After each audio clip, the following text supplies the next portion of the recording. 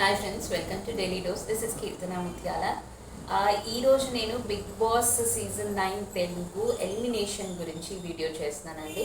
నేను ఒక 3-4 days back ఒక వీడియో చేశాను దీనికి సంబంధించి. అప్పుడు నేను ముగ్గురు పేర్లు అయితే చెప్పడం జరిగింది. డెమన్ పవన్, సుమన్ గారు అండ్ ఆల్సో ఫ్లోరా గురించి చెప్పాను అనమాట. ఈ ముగ్గురులో ఎవరన్నా అవుట్ అవుతారు. బట్ స్టిల్ ఛాన్సెస్ ఏంటంటే సెలబ్రిటీస్ని కాపాడుకోవాలి అని అనుకుంటే డెమన్ పవన్ని పంపించేస్తారు. ఇక సుమన్ శెట్టి గారికి ఆల్రెడీ ఫ్యాన్స్ చాలా మంది ఉన్నారు. అప్పటికి నేను చేసినప్పటికీ వీడియో ఆయన పెద్ద హైప్ చేయలేదు. Bigg Boss maker screen space కూడా చాలా తక్కువ ఉండే ఆయనకి. బట్ స్టిల్ ఈవెంతో నేను చెప్పింది ఏంటంటే ఆయన చాలా లాంగ్వేజెస్లో, తెలుగు, తమిళ, కన్నడ, భోజ్పురి ఇట్లాంటి లాంగ్వేజెస్లో ఆయన యాక్ట్ చేశారు కాబట్టి ఆయన వెళ్ళరు అని చెప్పి చాలా ఖచ్చితంగా చెప్పాను.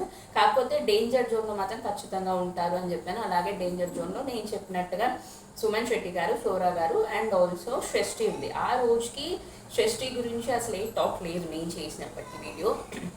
కాకపోతే ఈ 2-3 డేస్లో ఏమైంది అని అంటే ఫ్లోరాకి సంజన గారికి ఉన్నటువంటి గొడవ హై పెరిగేసరికి ఇంకా ఫ్లోరా హౌస్లో ఉంటే ఎటువంటి కంటెంట్ వస్తుందో సంజన అండ్ ఫ్లోరా దగ్గర నుంచి అని చెప్పేసి ఫ్లోరా గారిని కాపాడటం జరిగింది.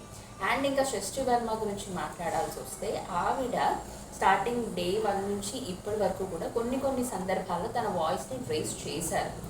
మనము 24/7లో చూసుకున్నా కూడా అక్కడక్కడ ఆవిడ వాయిస్ రేస్ చేయడం, ఇంకా చెప్పాలి అంటే అసలు ఏమి మాట్లాడని వాళ్ళతో సైతం పోల్చుకుంటే షష్ఠి వర్మ సమ్ వాట్ బెటర్ అని అనొచ్చు. కాకపోతే ఓటింగ్స్ పరంగా తనకు తక్కువ వచ్చింది. అండ్ మోస్ట్ ప్రాబబ్లీ ఇప్పుడు ఎవరు అంటే తను మనకు అందరికీ తెలిసింది లైక్ ఒక కొరియోగ్రాఫర్గా అనేకంటే ఎప్పుడైతే జానీ మాస్టర్తో ఇష్యూ అయిందో ఆ ఇష్యూతోనే తను చాలా బయటకు వచ్చింది, అందరికీ తెలిసింది ఎక్కువగా అని చెప్పొచ్చు.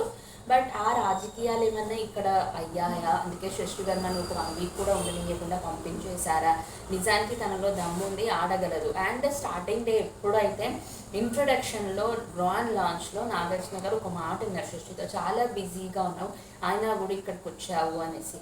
ఎస్, ఆవిడ బిగ్ బాస్కి రాకముందు చాలా మూవీస్కి కొరియోగ్రాఫర్ చేస్తూ చాలా బిజీగా ఉంది. కాకపోతే ఇక్కడికి తను ఒక ఎయిమ్తో వచ్చింది. కానీ ఆ ఎయిమ్ని నిలబెట్టుకోలేక వెళ్ళిపోవడానికి ఏమైనా కుట్రలు పన్నారా అన్న ఒక ఆలోచన కూడా ప్రేక్షకుల మధ్యలో ఉంటుంది కూడా. సో షష్ఠి వర్మ ఎలిమినేషన్ ఫెయిర్ అనుకుంటున్నారా, అన్ఫెయిర్ అనుకుంటున్నారా? మీరు మీ మాటల్లో చెప్పేయండి. అండ్ ఇంకా బిగ్ బాస్ బస్ గురించి మాట్లాడాల్సి వస్తే ఇప్పటివరకు చాలా మందిని చూసాం మనం. బస్లో ఎంటర్టైన్ చేయడానికి చాలామంది హోస్ట్లు వచ్చారు. ప్రీవియస్ సీజన్స్ నుంచి ఒక్కొక్కరిని ఎంపిక చేయడం జరిగింది. ఈసారి బిగ్ బాస్ బస్లో మన శివాజీ గారిని చూడబోతున్నాం. శివాజీ గారి ఇస్ ద పర్ఫెక్ట్ పర్సన్ అని అందరి మదిలో కూడా ఉంది.